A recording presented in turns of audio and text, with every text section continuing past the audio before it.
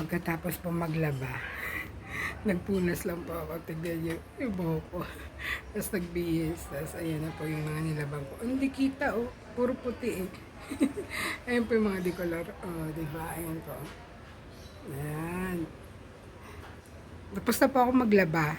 Pagkaalis ng anak ko, pinagpatuloy ko na yung mga nilaban ko na nakasalang sa washing. Oh, ayan oh. Ayan na siya. Nasampay ko na. Oh, 'di ba mga decolor? Yung first batch po ay kahapon. Andoon. Then natupi ko na po 'yun yung kahapon. Ito naman po yung ngayon. Oh, 'di ba?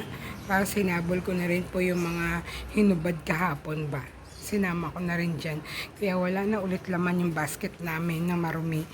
Tapos mamaya mapupuno na naman. O, di ba? Magsusuklay po muna ako at magluluto naman ng ulam. Bye! Ayan po yung ulam namin kaninang tanghalian. Hindi ko na po na videoan ng kung paano ko nilinis at naghiwa. Lagi naman po ako ganun. Kung kailan nakasalang na, saka po ako start mag-video. Nilagay ko na yung matigas na part ng kangkong. Tapos nandyan na rin yung sinigang mix na gabi. Dahil walang ibang gulay to kundi kangkong lang. Dahil ang mahal. Hindi ako makabili. Gusto ko pa sana nito may okra tsaka labanos. Yaan mo na. Okay na to. Hanggang bukas pa namin ulit yan. Tignan nyo po ah. Kaya yung kami lagi mag-ulam. Inaabot ng kinabukasan. Ipiprito ko po itong natirang paksiw.